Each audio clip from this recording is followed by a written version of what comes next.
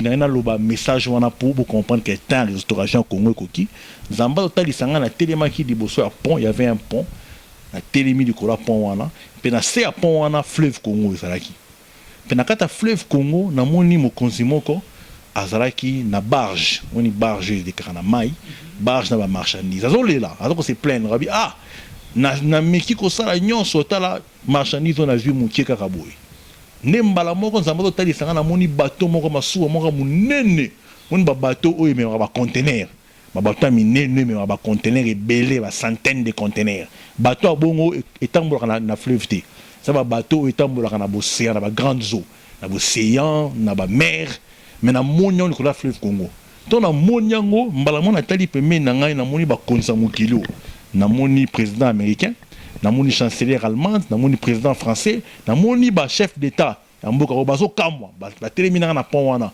bazo kamwa ba bi oh bato munene be coach na kata fleuve Congo e mbala moko li loba na nzambe nzamba lobeli ngai alobi o ezali ona ko sala pour na mboka na bino votre pays va devenir un sujet d'étonnement ba nation musu ba kotala ona sala Congo pe ba kondimate ba bano benga ngo le miracle congolais. Est-ce que le peuple congolais a ça prêt à koyoka maloba ebime pa nzambe? Est-ce que le peuple congolais peut accueillir ba nengeni ni ke maloba ebime pa nzambe s'il n'y a pas des gens qui annoncent cela? S'il n'y a pas des prophètes, s'il n'y a pas des hommes de Dieu, des envoyés, oyo ba yo ki makambo nzambe à lobby pour na Congo pe ba eko bimisango ba eko pesa biso. Abengyo nzamba peso fardeau l'homme de Dieu. Moi c'était dans les qui nazobet est-ce que yo ki nzamango bien? C'est ça le problème parce que na Bible tozo mona Paul. Kena lobanini. Reba professeur ba dans kena lobanini. Kabila okufa da 2 mois te azana. Azana. Pardon lobi? Azana. Nani azana? Le président Kabila. Azana.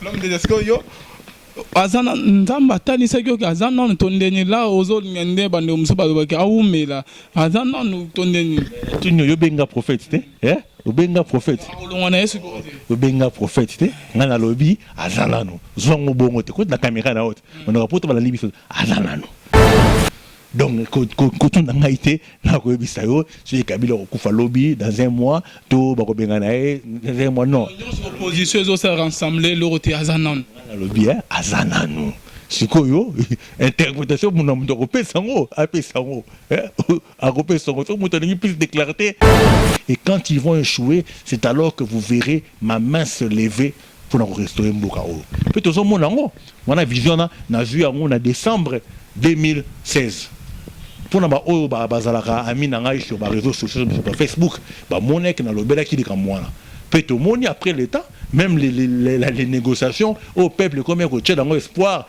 il y a 5 ans et tout échoué tout le monde met avec le temps le président Tshisekedi est mort alors que l'espoir une grande partie l'espoir à peuple et ba neko reposer sur lui aujourd'hui ba te belé ba tikali comme orphelin pour bazo baté nanya rebondela bango bitumba classe politique doit décevoir l'opposition ba tout bané ko mona ba grand ténor opposition tout le monde a nengé ba do changer ba face di bando oye na oracle de l'Éternel ozu courage ya kolega vraiment na télévision ce que to meka ndorona ndora dananga munaye bamsu opposant bamsu bande ya ba majorité ce que yo da prophète ya majorité to ya opposition normalement on a prophète nzambe que majorité na pesa le tour na ministère to position na benga na msala et puis na prophète pe ya politique té ça na za wana bona kokota politique na lobake na za na majorité to position non moi je suis serviteur de Dieu na za musala nzambe na koloba o nzambe alobeli ngai et attend au peuple congolais partout nous sommes même à la diaspora tozongisa miso na biso pa na Yahweh to bandera na lobby.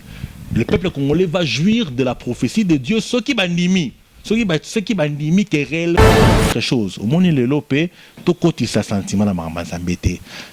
Qui a dit au Congolais que Dieu est de la majorité? Qui a dit au Congolais que Dieu est de l'opposition? C'est-à-dire même les gens de la majorité, qui leur a dit que Dieu est de la majorité, qui font le bas, il faut un message favorable à mon konzamboka, ton aba o majorité sala.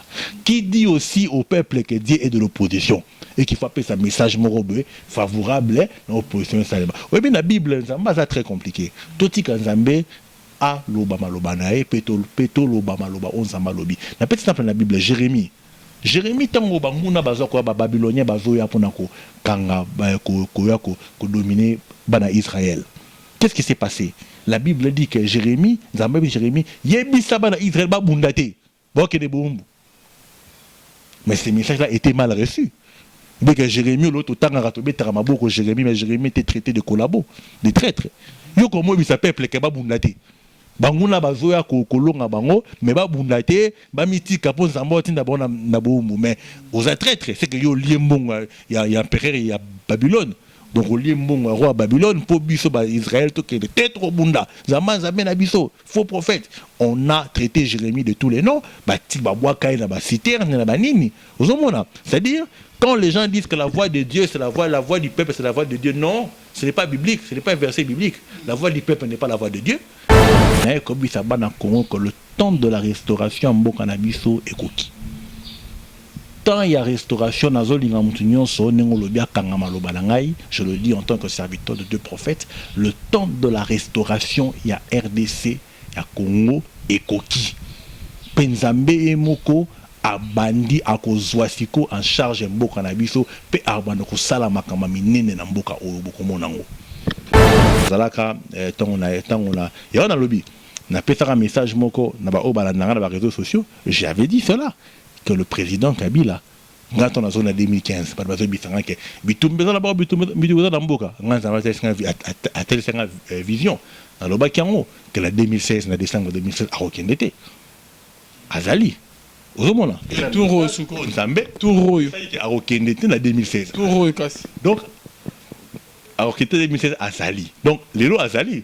Les deux on a envoyé biso bande bazola na biso sko touro yo tozo kene mbutu mutezaka incompréhension opposition na majorité ozomona ba dialogue ya senko ndingi toko misko touro yo élection ekozala to ekozala. Shalom, shalom, bien-aimés dans les Seigneurs. Merci beaucoup pour la fidélité que vous accordez toujours à cette émission. Rien que la vérité. Iska Bonzambe et Kitarana Loye, mon amalopé na misala. Bonzambe na Bonzambe. Lola Ezofuta bien-aimé dans les Seigneurs. Bonzambe le loïko kitana maloba bien-aimé dans les Seigneurs et non na loyembo. Bonzambe kitana maloba fidèle téléspectateur ba onyos to bazola na biso na bouquet na biso ya oraro ba obazola na biso na RTPP ba oyo ba ola na biso na nzela ya site na biso la voix céleste nzela ya Lola Nzambe ya boto kwa wapi bien-aimé dans les Seigneurs lolo to lobelani na émission na biso de rien que la vérité.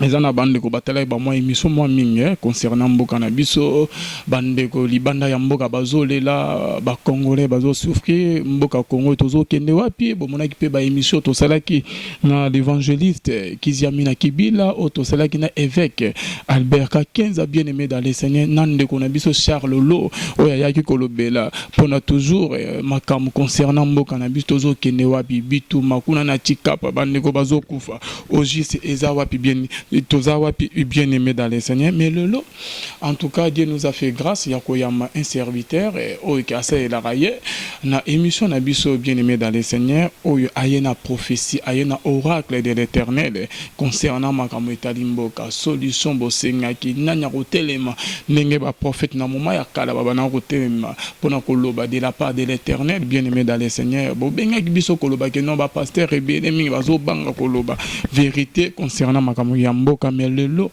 binonyon stubozo la nabiso bokozala décider boza toujours connecté dans la voix céleste boyoka oracle de l'Éternel na émission lolo rien que la vérité. Bien-aimé dans les Seigneurs, mais avant de vous présenter mon invité de ce soir, bien-aimé dans les Seigneurs, nous avons signalé que notre sœur, la sœur Laure Mongo, elle a toujours à Kinshasa, na ba tourné na Oyazo Sala. Je crois bien que bientôt là, bon, vous avez vraiment surprise.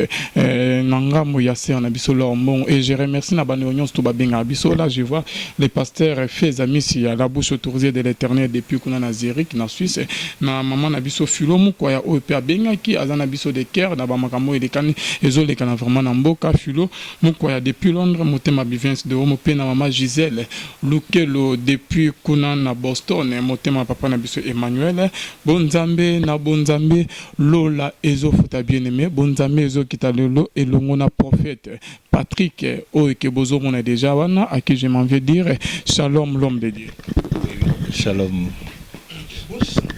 Papa Patrick, on a bien pasteur, prophète, les messagers de l'éternel, on a bien. Oh, il ne faut pas qu'on verse dans titre sous la biblique. Prophète, ça nous convient. Frère aussi, ça nous convient. Il n'y a aucun problème. Papa Bandero Bazola Nabiso, avant que tout le monde Mozindo, il y a une émission Nabiso rien que la vérité au Bandeko. Mais ça n'a roulé dans le biso ming partout dans le monde. On a tout moi un pas en arrière, papa. Lolo me biso prophétie à Mboka Congo, oh que Bandeko Baba on s'attendre na on zela. Depuis Kala. Au mémé biso oracle de l'éternel concernant Mboka Nabiso Congo, oh que tous les gens un pas en arrière. Prophète Patrick. Oyama Jésus wapi parce que ba prophète ebele bazobima ba o bazobima na ndenge na ba onde bible ezolo ebele ba roya na komonanga mais ba roza ya yete ebele pe Jésus oloba na mukolo asuka tina tikala royeba binote ya neto ningo un pas en arrière o tu wapi ozaka na kin obana musala ndenge ni l'homme de Dieu avant que tokota na mozindo ya masolo na biso lelo ya rien que la vérité.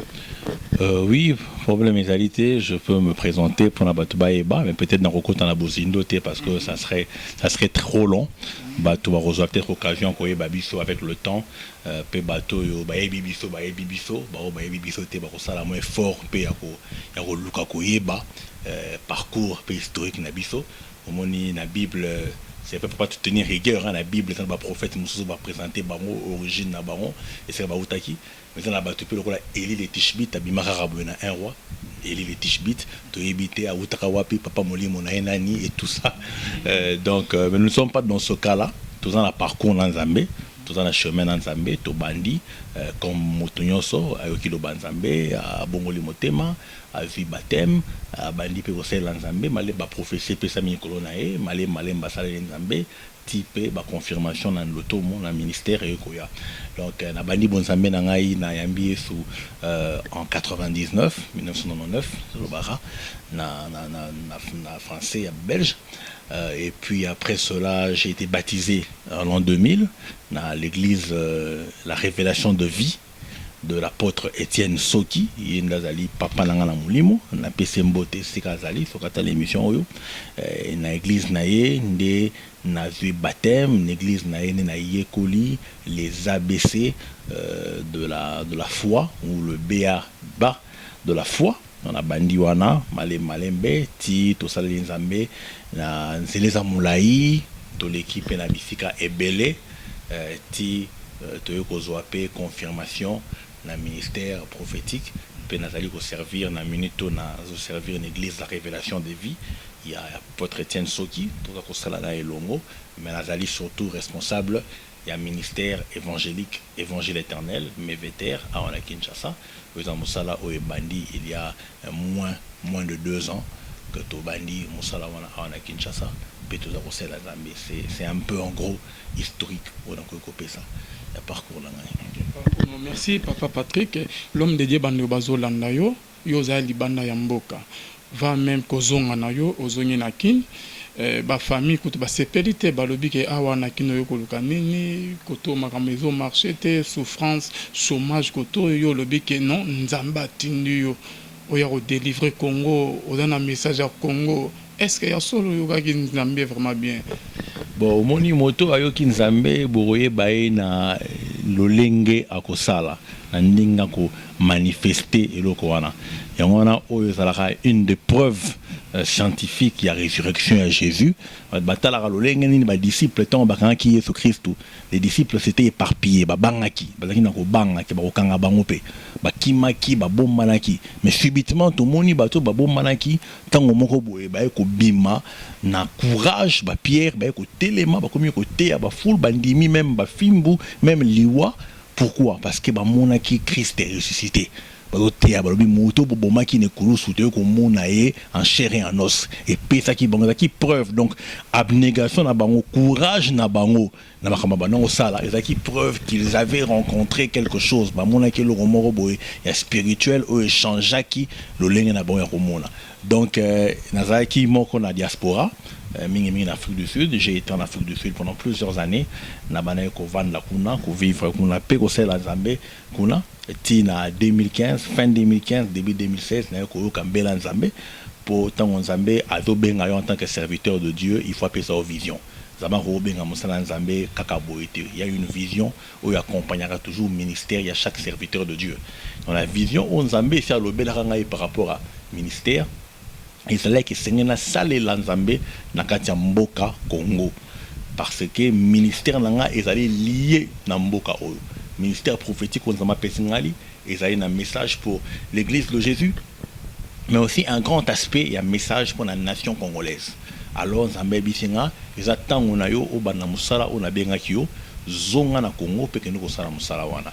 Nengolobi c'est vrai que Congo a passé souffrance ezali moyi makambebele, ce n'est pas facile pour la famille et les gens. Bazo mononeti au Kenya à l'étranger, moi évolution mon resalemi peut-être sur le plan matériel, tonen le ninge moroboé, ba mono subitement aux zonga na mboka, mais tant au bengami na musala Nzambe, il faut porter, il faut payer les prix de la vision au Nzambe à Bengelio. Un serviteur de Dieu qui n'est pas prêt à payer le prix de la vision du ministère auquel Dieu lui a appelé, c'est quelqu'un qui ne va pas réussir et qui ne fera pas de grandes choses avec Dieu. Au moment quand même Jésus-Christ, il fallait que la biso batamukili, Yesu a biksi batamukili te na lola, avanité na lola lobi loko na Nzambe, na biksi bino, ton asuma kila na ngai na tangisi pona bino. Bible lobi li lobe lataki nzoto. Et c'est-à-dire Jésus, pour accomplir sa mission qui était pour les hommes, devait porter la chair. La parole devait se faire chair, vivre avec les hommes. Voilà pourquoi dans Hébreu, on dit que nous avons un souverain sacrificateur qui est compatissant envers nous, parce qu'il a lui-même dans sa chair subi les mêmes choses que nous subissons. Donc il peut être un véritable avocat auprès du Père. Donc on a intercédé les biso et pas à papa, avait intercédé l'icolo te aye binzoto, aye bibiloko, aye passer dans la Bible dit qu'il fut lui-même tenté sans avoir péché. Mais il est qui tenté, c'est-à-dire aye na chair naye a subi ça qui ba passi, ba peine, makambo batu ya mokili, ba manière ko vivre.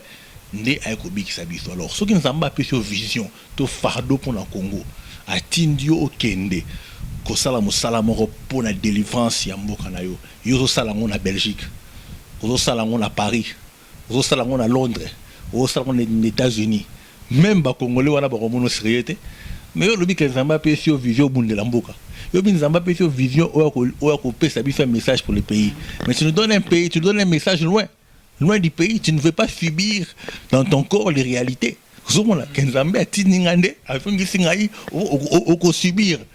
Comme Moïse Azalaki, moi il y a Israël, Makoula qui n'a pas Pharaon, mais il est arrivé un temps quand le fardeau de la mission au Azalaki n'a pas libéré Israël et comme Koningisae n'a katinae, Bible bini atika kinda kwa Pharaon. A préféré qu'il a dit qu'il a préféré aller subir les souffrances de son peuple. Bien sûr, merci beaucoup Zobamin que Nzamba Bengio Nzamba Peso Fardo l'homme de Dieu. Moi c'était dans les qui nazobet est-ce que yo Nzamba ngo bien.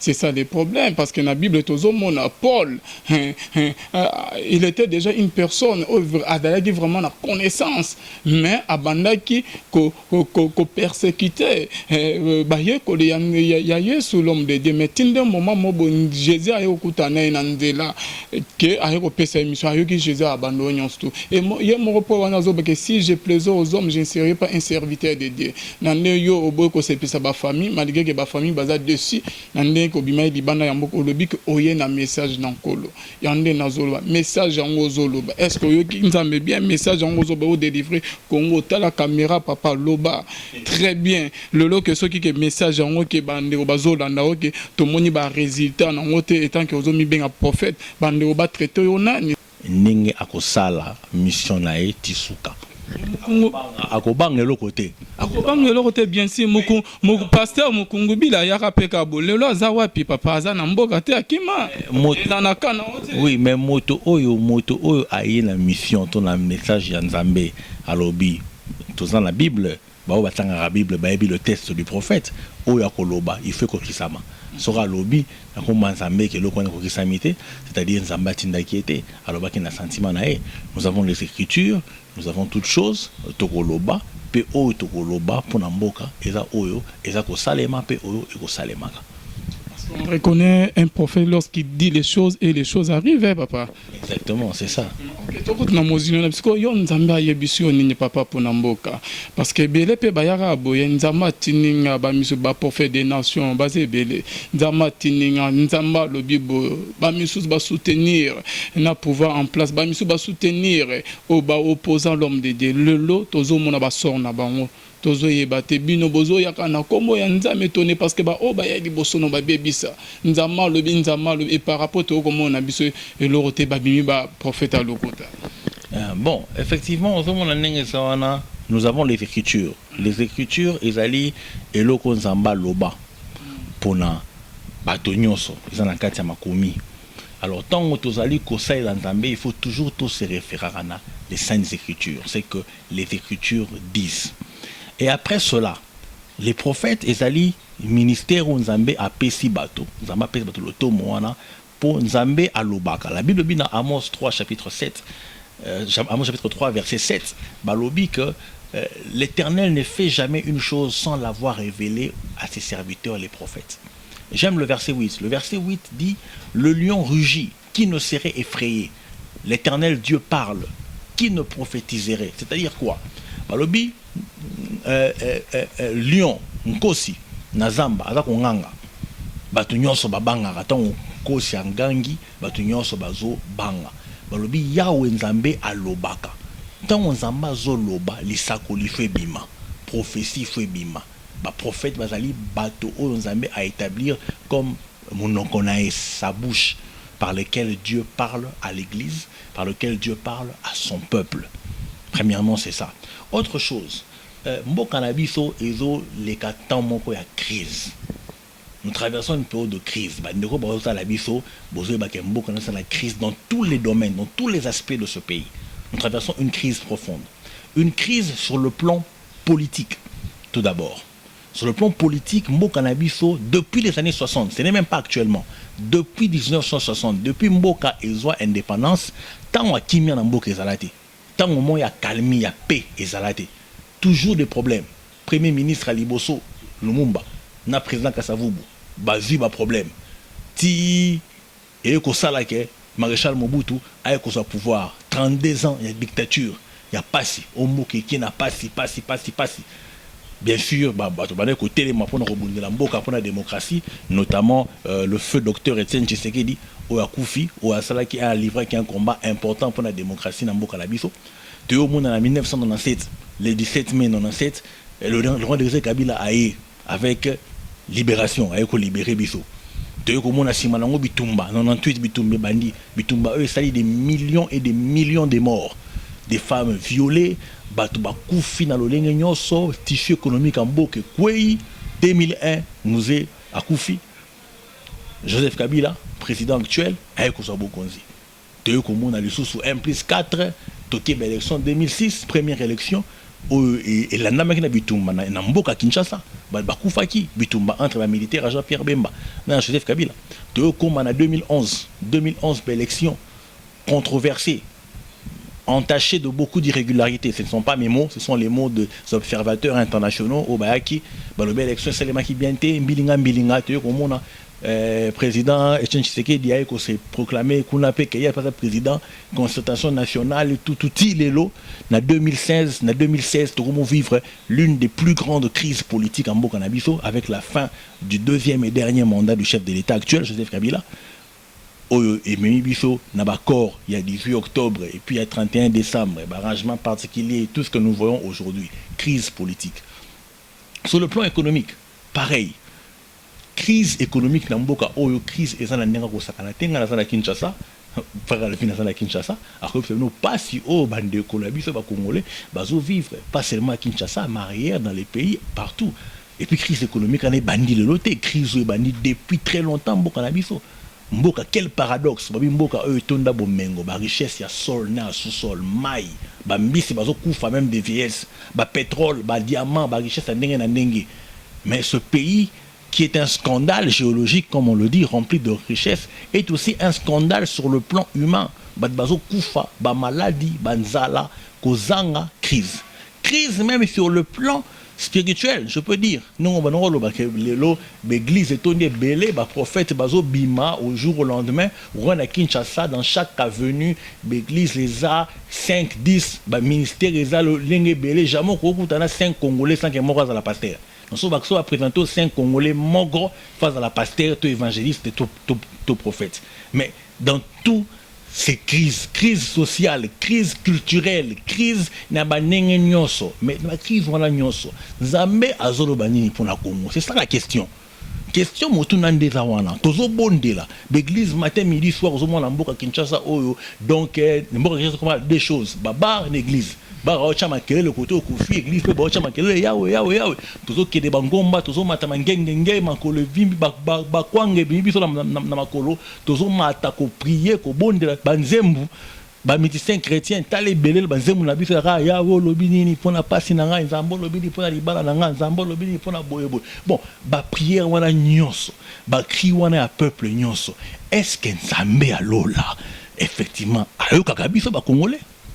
Parce que y a biso bande balanda biso yo karabiso to ayo kabiso te parce que tozo prier mine on vous trouver beta di solo que y a ba pasteur basé belé to uta okutana nande au moins pasteur le que non Jésus est mort le bail que et langeza munene basali bazamuke ya monde ba pasteur faut bazami mais ba comme belé tozo prier toujours sans sende bibezo sing mais prière en haut papa on dirait comme aka et pas nanza mete tondeni to binonde basali nanza mende bozama be bozo koka kokamba bandimité ba prière na prier mal. Voilà la question capitale. Tozo prier nengenini. Congolais a prié nengenini. Topé sa bango position ni na prière ba sala pon nzambe ka bango.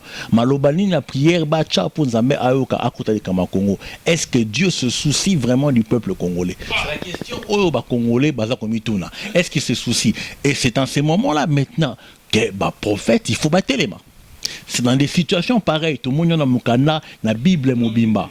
Kasi o malobate nengeni esengelo pe ta position pe lo lengeni bako bandimi ba congolais sengé ba prier donc ba prier nyos to sala o ba pasteur des martyrs ba triomphal ba veiller pour na Congo écolo donc comment on pas dans Nzambe te net yo za prophète. Je n'ai pas dit ça, c'est la question que je me pose. Mais aux prophètes no yeba o so na Nzambe nazo comment les sika na mesa question na lobby question eux za kutungisa biso eux za kutungisa même ba o ba za ko combattre l'église. Même la minute neto sur l'émission peut na bateau ba hôtel va bien atala ça là ba pasteur ango on n'a pas commis sous prophète bazo ya rara bazo bakisama point bateau na bazo lo ba point parce que ba monique bozé belé bozo prier bozo teya mais toujours mona résultat té il y a une question dans tuna est-ce que Nzambe penza azo kabiso tondengeni et c'est là maintenant que j'interviens que c'est en ce genre de moment de Nzambe a télémisaka basali nae basakoli. Tout le monde n'a pas juge. C'est que Israël va les pas dans Nzambe. Dans Nzamba va kotinda des prophètes pour baya avec un message de Dieu pour dire à la nation ce que Dieu les reproche ou ce que Dieu va faire. Pour cause à la paix blâme, Nzamba koya paix, koyebi sabino ke ba pas sur bozo mona, eza parce que bosala ki boye botambola ki elongo bana maloba la ngaité boye et cause à la paix orientation. Nzambe aeba passe na bino dans autant d'années ton attend moko Nzamba pour susciter un leader ton Nzamba ko sala boye pour namboka et on a besoin il y a pas prophète nayebi qu'il y a des prophètes de Dieu namboka oyo ou baza authentique ou baza ba message Nzambe à solo et il est grand temps que tout élément to bana ko sa peuple parce que délivrance à Congo ezali mais il y a un principe na na fungola na batestateur brota la ngai délivrance et yaka pambate. Délivrance c'est à kana makasi ya mototé. Délivrance en mboka to restauration en mboka même de restauration à vie na yo to délivrance à vie na moto talanga et yaka pambate. Délivrance et yaka de la parole de Dieu. Nzambe il faut aloba pour yo obika. Nzambe fois loba pour yo za guérison. Nzambe fois loba pour yo za bénédiction. D'ailleurs, la bénédiction, peut-être que ceux qui n'avaient pas mais la bénédiction, ce n'est pas le vêtir. Ils étaient pour la terre, bien, je suis béni. La bénédiction, ce n'est pas les voitures. Mais tout cas, ils ont côté, ils ont bon côté. La bénédiction, même dans son étymologie, le mot bénédiction vient du latin benedicere, qui veut dire du bien. Kolobabo lamu. Donc, tant qu'on s'ambe azolo babo lamu pour na mutu, au pambwami. Yo mutu nso ko oza la kazala mituka zala banda ko zala mbongo ebele masa bénité. Yo po ko oza la boza peut-être pauvre mais oza béni. C'est la bénédiction eza maloba malamu nzamba lobi na vie na yo. Maloba wana sikoya malamu o nzamba lobi nde ekobota enrichissement. Ekobota makamba bien. Yanga bilobi c'est la bénédiction de l'Éternel qui enrichit. C'est-à-dire li pamboli nde komisaka motabozwi. Donc les pamboli ils ont besoité mais les pamboli ils ont maloba kito qu'on zamba lobi pour la vie à moto. Il faut que tu me la question. N'a pas chaque Congo, la situation en Congo. Qu'est-ce que Dieu a dit pour le Congo?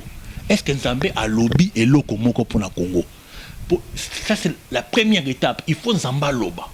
Ce qui Nzambe a lobby nde sikoyo makambe ko salema ndenge tout le monde na Genèse 1 Nzamba lobby que la lumière soit et la lumière fut. Na Jean, Nzamba lobi, Lazare sort, Lazare abimi. Mais si pour le Congo, est-ce que Dieu a dit quelque chose pour le Congo? Ça c'est un. Ensuite, quand Dieu dit quelque chose, il faut yo mutu oyo Nzambe alobe le loko wana ondima. Yanga Bible lobi, la foi vient de ce qu'on entend. Ce qu'on entend vient de la parole de Dieu. Les Nzamba lobi ne siko yo il faut ndima maloba Nzambe wana pour ebota fruito et ça la effet na vie na yo. Ce qui yo ndima maloba wana te ekobote fete. Yango moni par exemple dans un style sa côté wana. Par exemple l'ange Gabriel a qui pas Marie. Aibisi Marie voilà ngana za Gabriel Nzamba tininga ina pe sa message tel au robota mwana. Nasuka j'aime ce que Marie dit. Marie dit qu'il me soit fait selon tes paroles. Et ça les melangai le kola yo lobi c'est-à-dire amen. Nayoki maloba est-ce que peuple congolais a ça prêt à koyoka maloba ebime pa Nzambe parce que le peuple congolais peut akoye bandenge nini ke maloba ebime pa Nzambe s'il n'y a pas des gens qui annoncent cela, s'il n'y a pas des prophètes, s'il n'y a pas des hommes de Dieu, des envoyés oyo ba yoki makambo Nzambe a lobby pour le Congo pe ba eko bimisango ba eko pesa biso ozobeta di solo ya kondima. Il faut qu'on dise ce qui nous a lobby, mais au pays du solo, il y a Marie, un ange Gabriel. C'est ça, papa. Mais surtout, dans la Bible, il y a 2 rois 7-2. L'officier sur la main duquel s'appuyait, le roi répondit à l'homme de Dieu. Quand l'Éternel ferait des fenêtres au ciel, pareille chose arriverait-elle? Et Élisée dit, tu les verras de tes yeux, mais tu n'en mangeras point. Officier Andi Magite, mais c'est là et quand qui l'Isakoli a Élisée qui s'amaté, papa. Aux hommes on a été que les Congolais n'ont pas ça, mais la raté aux autres on a qu'est-ce que c'est? Et c'est les bandits. Non, il n'a pas participé à la bénédiction effectivement parce qu'il n'a pas cru. Pour Azangayi Konima, participer à la bénédiction. C'est-à-dire que Makam Onzamba a relobakati na osko oto yokozwa ke ekoko kisamate parce que ba Congolais ba ondimate parce c'est comme si on obligé ba on ke bandima les sarkoli prophétie oracle de l'Éternel pour que yoko kisa. Comprendre bien tozo inka na maloba na yo lobi ya un roi wana tozo ngapena maloba ya bana Israël. Tozo ngapena bana Israël. Tant on zamba tindi ba on a pays de Canaan ba ke ne ko conquérir Canaan. Génération où il fallait kota na Canaan. Pour Israël, même dans Nzela baleka qui a maille à mer rouge, bah ça est 40 ans. Bah ça est 40 ans. Parce qu'il y en a qui ça 40 ans. Bah comment qui n'apporte à Canaan? Moïse a tindi des espions.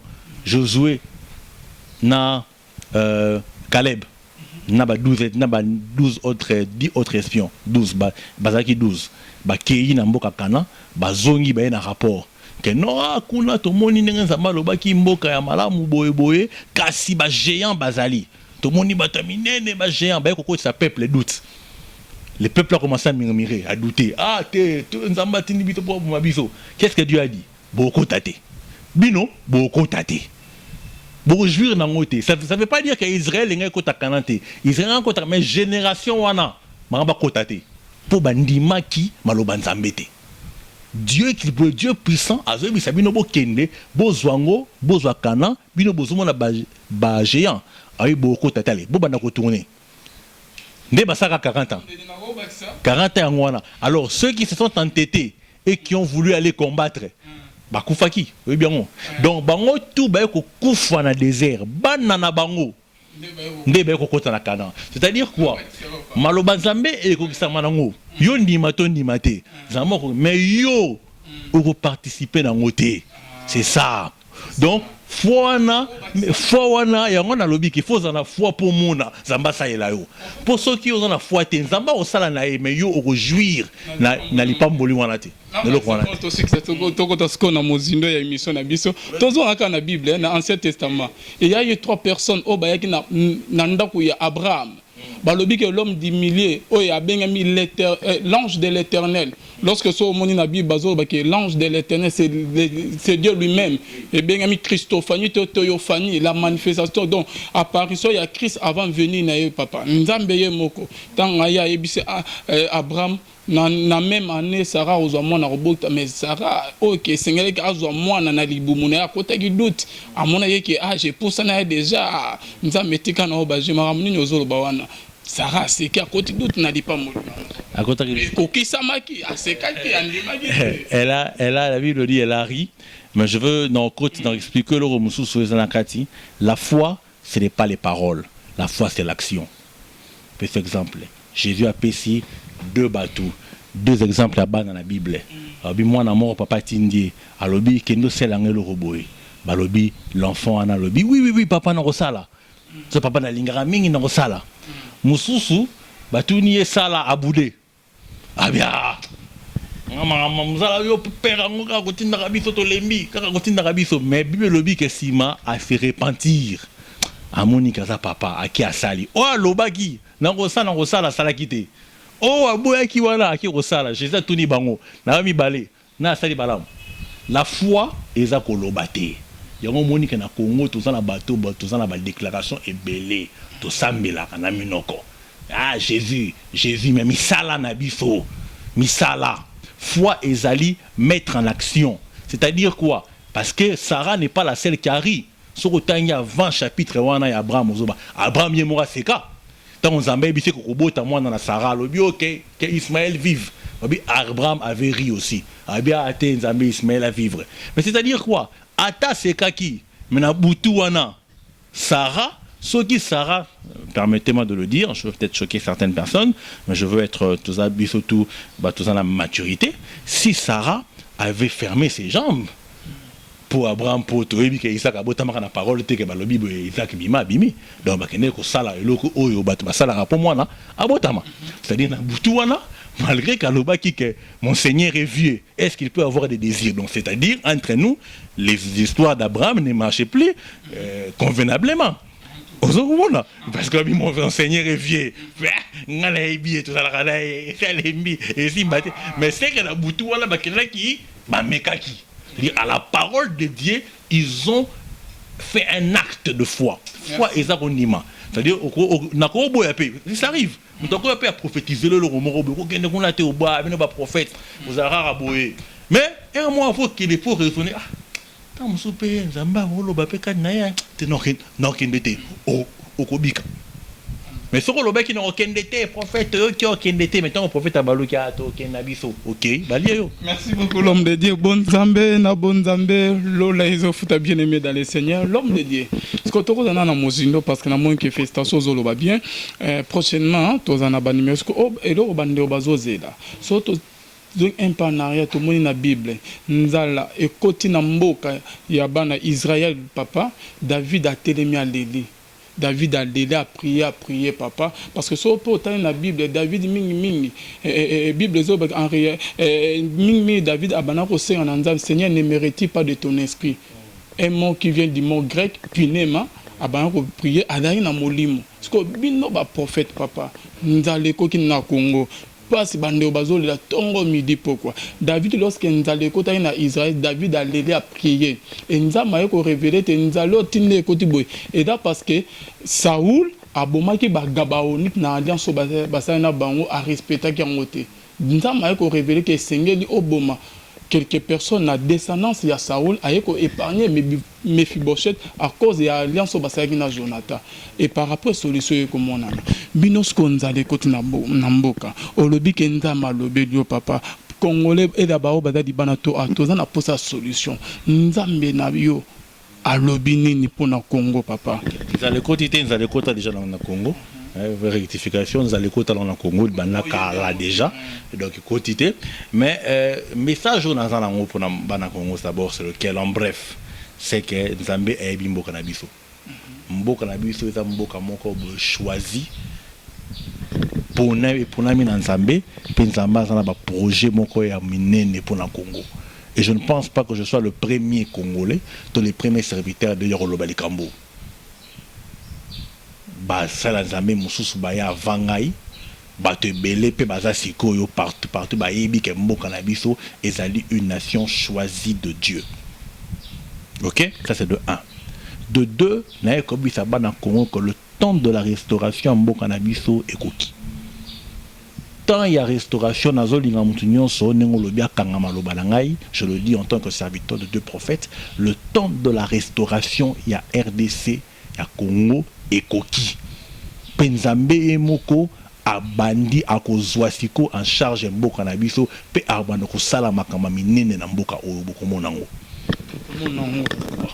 Déjà en rentrant na mboka oyo Nzamba pesanga ba message pour na mboka na fin de l'année passée 2016 dans une vision Nzamba ne kotali sanga l'un des messages, ce n'est pas le seul, Nzamba peut-être un message belé, l'un des messages oui na loba message wana pour comprendre que tant restauration Congo koki Nzamba kotali sanga na telemaki liboso ya pont, il y avait un pont na telemi du kola pont wana pe na se ya pont wana fleuve Congo ezalaki pe na kata fleuve Congo na moni mokonzi moko azalaki na barge, oni barge de kana mai barge na ba marchandise azolela azoko se plaindre rabi na meki ko sala nyonso tala marchandise on a vu mukie kaka boy ne mbala moko Nzamba to tali sanga na moni bateau moko masuwa moko munene moni ba bateau oyo me ba conteneur ba bateau minene me ba conteneur ebele ba centaines de conteneurs bateau bongo etambola na fleuve te ça ba bateau etambola na océan na ba grandes eaux na océan na ba mer mais na monyo ko la fleuve Congo to na monyango mbala mona tali peme na ngai na moni ba konsa mokilo na moni président américain na moni chancelier allemande na moni président français na moni ba chef d'état ya mboka ko bazo kamwa ba telemina na pont wana bazo kamwa ba bi bato munene be coach na kata fleuve Congo e mbala moko li loba na Nzambe Nzamba lobeli ngai alobi o ezali ona ko sala pour na mboka na bino. Votre pays va devenir un sujet d'étonnement.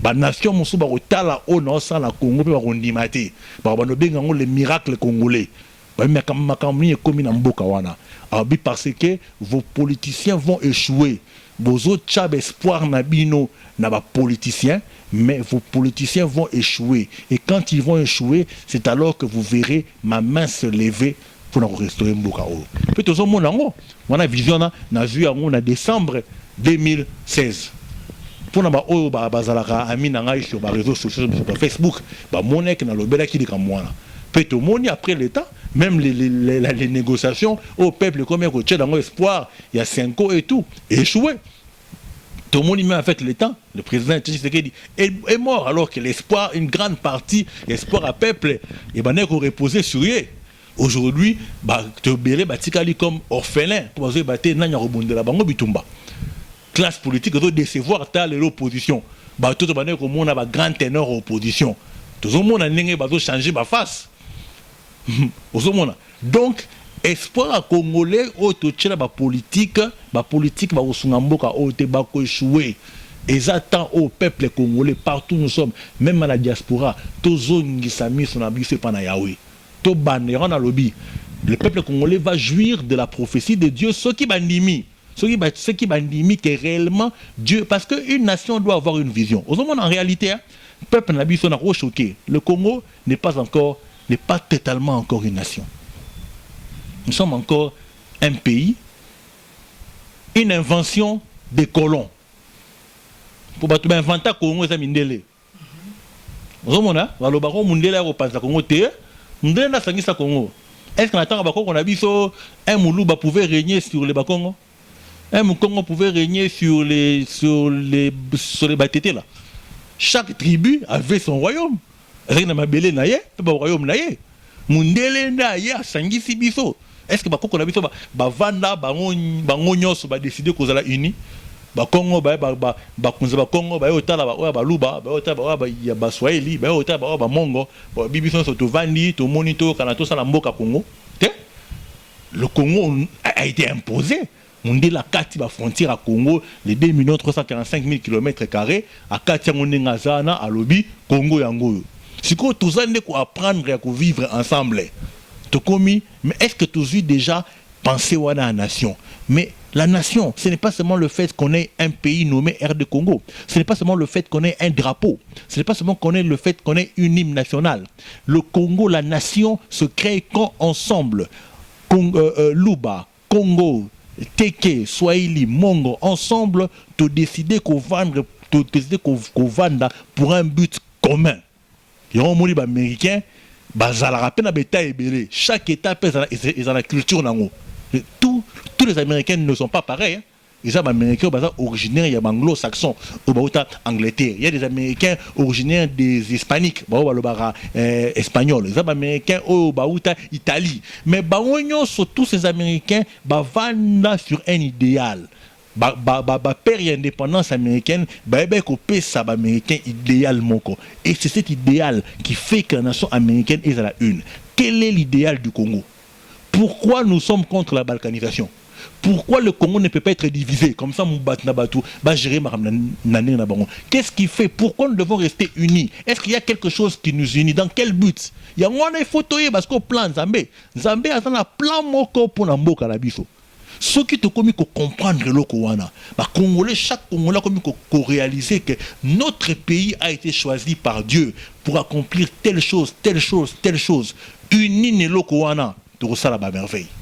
Merci pour l'homme de Dieu. Au lobby que changement est commis tant Yanzambe à ça le changement Yambokoyo. Parce que moi j'aimerais savoir bande Omsu Bazola Nayo changement est que ça la manette au lobby est coquille quand on gouvernement au gouvernement Moussous.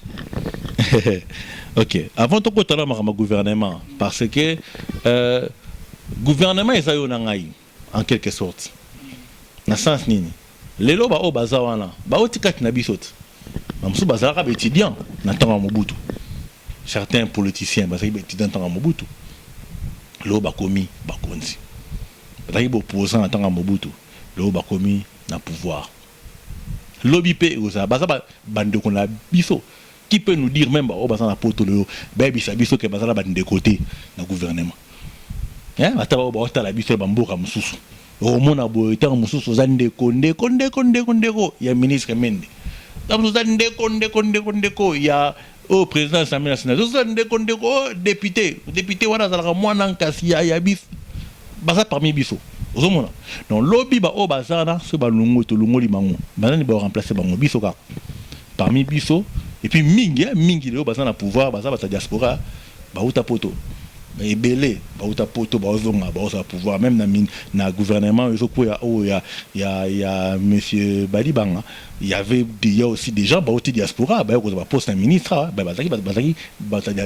qui diaspora. Certains même diaspora, dans le gouvernement, ministre. Donc, les futurs ministres, les futurs députés, c'est nous-mêmes. Mais ce qui sont mon toza vision on zamba lobi pour mboka ote. Ce qui sont mon toza transformé. Si l'homme congolais d'abord n'est pas transformé, je vous dis que même changer de gouvernement, c'est comme on dit en français, déshabiller Saint-Paul pour habiller Saint-Pierre. Il n'y aura pas de changement. Transformer comment? Ce qui doit transformer quand d'habitude. Si ce n'est pas un homme nouveau, si le Congo n'est pas transformé dans son intérieur, hein, ceux qui, par exemple, le côté corruption, l'enrichissement facile, qu'on à l'État ou commission bon, nous avons Ataba Lungoli Lelo. Oaza ministre na bacheo so ekati na yo posé ya ko koma riche ya ko s'enrichir de manière illicite ya kati na yo o salango il faut ça d'abord transformer. Le problème c'est ça, l'homme congolais d'abord doit être transformé dans son intérieur. Tant que yo za serviteur de l'ikanisme no ko pesa ke pona ke Congo longo na pasi na minyoko o ke tozo mona papa. Premièrement d'abord na ikotuna est-ce que ba bazola nangai ba yebi ke mboka na biso e ponama na nzambe pe ponama pona kosala nini. C'est ça la question. But nangai même yaba future émission to kozalanga na yo d'abord, ce n'est pas d'apporter une solution magique.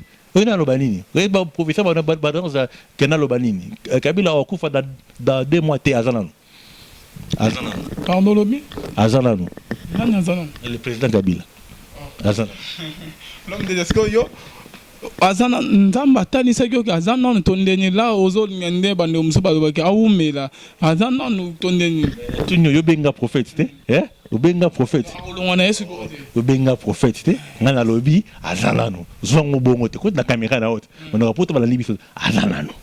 Donc quand on a été na ko ebisa yo sur Kabila okufa lobi dans 1 mois to ba ko benga na dans 1 mois non opposition zo se rassembler le roté azana no lobi azana no sikoyo interprétation mon nom de repé sango apé sango a repé sango tout monde a plus de clarté dit azana no. Mais ce n'est pas ça le plus important dans le lobby.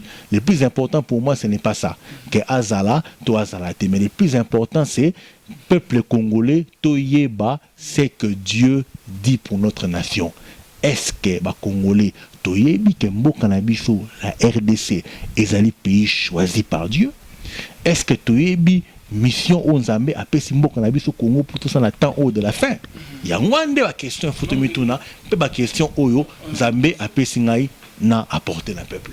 Ce que tozo ke na suko me mpe ko edenga parce que le kambala moko bongote. Ce que yo l'homme de Dieu ozadi bando oye na oracle de l'Éternel, ozu courage ya kolega vraiment na télévision. Ce que to meka ndorona ndora dananga munaye bamsu opposant bamsu bande ya ba majorité. Ce que yo da prophète ya majorité il y a opposition. Normalement, dans un prophète Nzambe, la majorité n'a pas fait le tour dans le ministère et opposition n'a pas fait. Et puis dans un prophète, il y a politique. C'est dans un quota politique dans la majorité de l'opposition. Non, moi je suis serviteur de Dieu. Dans un Moussala Nzambe, dans le Nzambe à l'obélingaï. Nzambe à l'obélingaï dans Koloba. Ceux qui Nzamba le bitika moïbi, dans le bitika moïbi. Ceux qui bétio sont dans la majorité, tous dans l'opposition, sont dans moïbi, tika moïbi.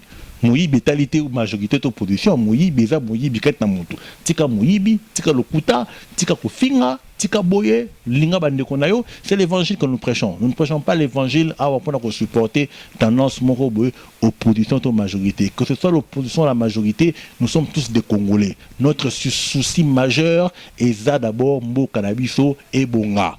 Les lois qui au bazan la pouvoir babani ko bongisa mboka be ko les ali baza ko lia bien makamezo kende bien to ko sepa to ko beta maboko ce bazo ko kate opposition c'est quoi opposition c'est alternative c'est balobi bino bo sali bo kamimboka mais tous mona ke bozo kamba bien te. OK, l'homme de Dieu, les anciens prophètes n'avaient pas peur yaroye bisa de dire la vérité en face des rois boy ba prophète oyaka est-ce que l'homme de Dieu n'en est que yoza prophète ozo kanzambe de le président Kabila te pour le gouvernement ils a nzama yebiso lorote ça m'a pété un message pour le président de la République pour le gouvernement tout le mouvement songolo na olukaye personnellement ça dit nzambe soit pété un message pour Alvin dans le cas médiaté dans le banzambe bi singa na Alvin ça na moyen de contacter directement directement.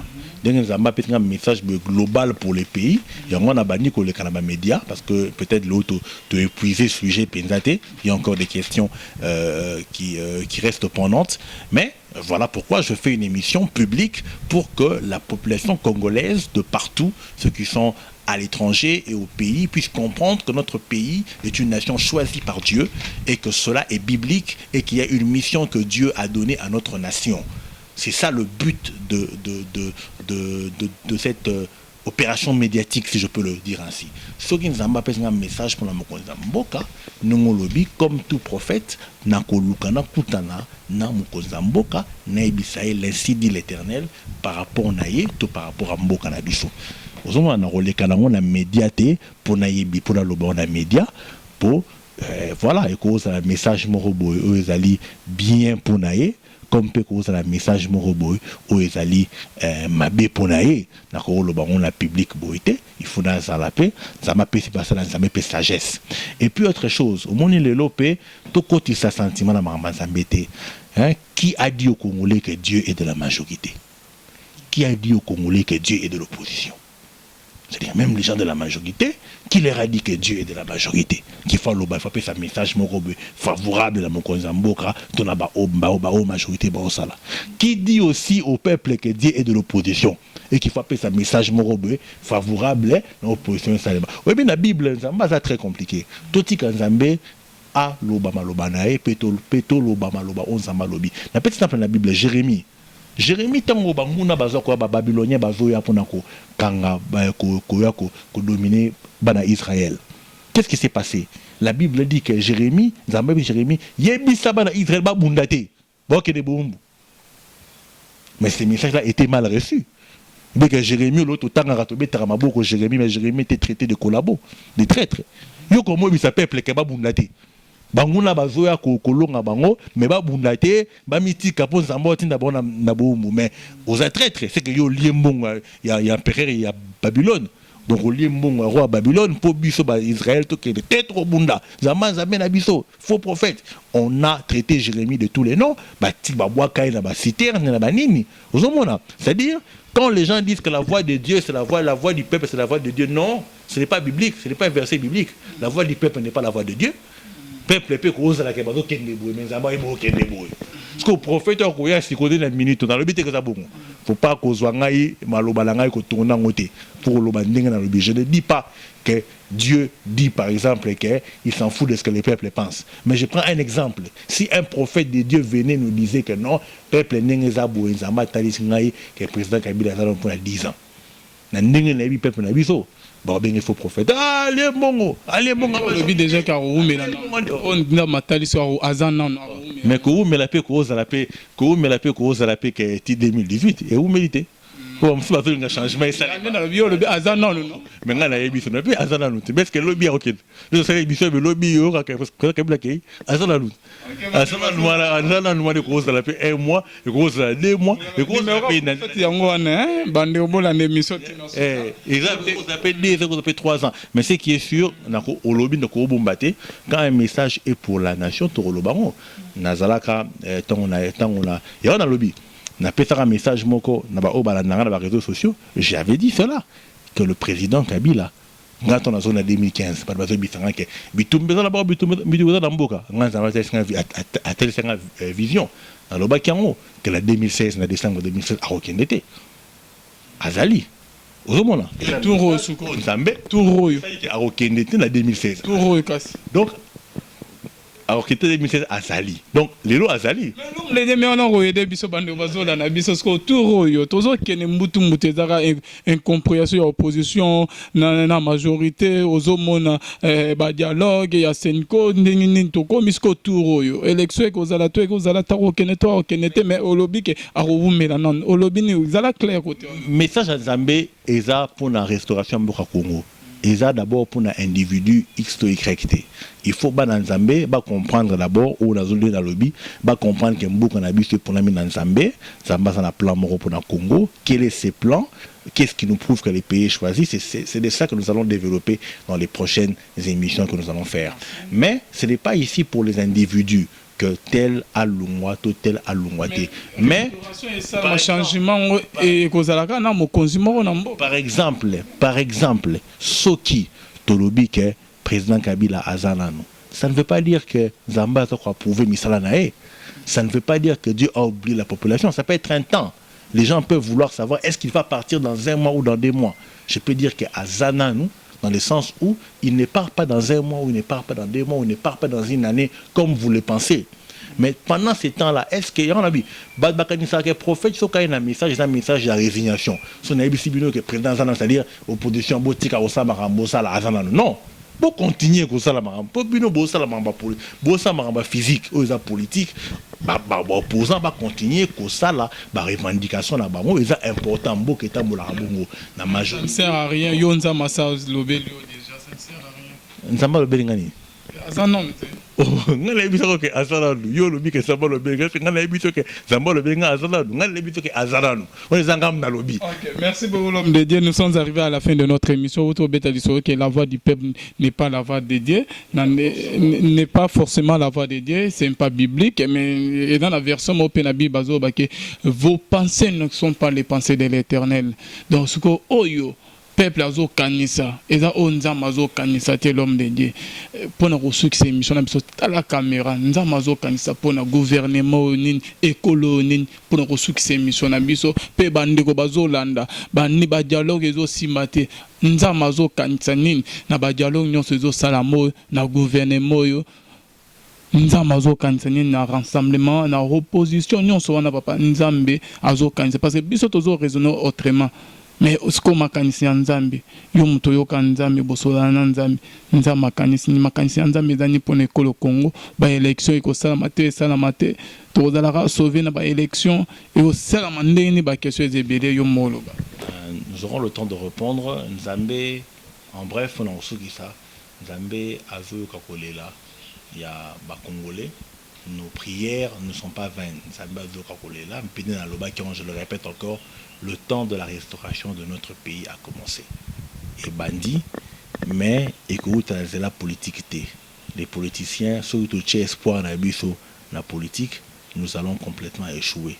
Il est temps, tozonga, to tale l'ensemble. Mais toyeba nengenini yakobondela.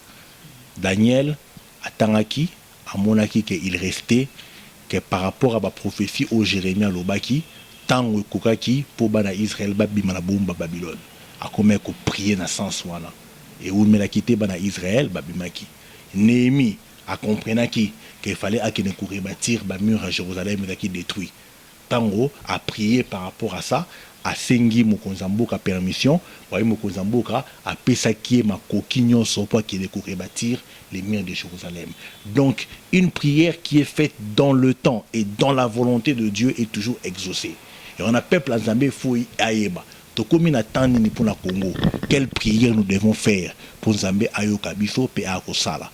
C'est la raison pour laquelle Tobandi Kosolana Alvin, j'espère que ce n'est pas la première émission. Bando na biso batika la brancher na ozakine tikaka introduction. Monique mingi bakotika à leur fin comme on dit, mais finalement ce message c'est lequel? Qu'est-ce que Dieu a dit? La Bible et comment wapi Congo et comment wapi? Et puis, toponama la nation pour faire quoi? C'est ma question. Il faut éthique à la mitou, il y a bateau. Prochaine émission, nous allons développer ces choses. Mais petit à petit, au peuple à comprendre. Quel est le plan de Dieu pour le Congo? Qu'est-ce que nous devons faire? Peut-on prier si on a sens là? Toromo na siko fait il y a prière na biso. Alors fait wana est-ce que Egozala départ il y a pouvoir actuel? Nous le saurons. Est-ce qu'il y a changement à pouvoir? Nous le saurons. Est-ce qu'il y a boom économique? Nous le saurons. Est-ce qu'il y a quoi ou quoi? Merci de nous avoir reçus. C'est moi qui vous remercie Alvin d'avoir fait cette émission. Pena Tindi tapet un message naba de Cognon sur Rolanabiso à passer à Kinshasa. Nous avons une grande action, une grande réunion que nous organisons le dimanche 28 mai 2017 à partir de 15h dans la salle de fête Falbob dans la Bandal na direction ya Bakayaou côté à l'église Saint-Michel, salle de fête Falbob dimanche 28 mai à 15h dans la grande réunion de Benyon Mahanaïm. On s'est rencontré mais on a la peine à pasteur Lord Lombo, il y a centre missionnaire Philadelphie à Kinshasa. Donc on a une grande réunion d'édification avec pour thème la généalogie de Jésus-Christ. On a invité à Kinshasa et les environs Bazangate Namayangani. Voilà. Merci Alvin et à la prochaine. Okay. Numéro il y a l'homme de Dieu c'est beaucoup en contact naie ya ngwana tokomi prophète David Patrick ya ngwana liko na Facebook ezani papa Patrick Ilunga Kalambay, c'est mon compte Facebook et puis page dans Facebook ezali Patrick Ilunga Kalambay prophète. Merci beaucoup. Bonne Zambé, Lola Ezo Futateka ite nzamba Lola monabino simana ngoto banzamba boto ko merci.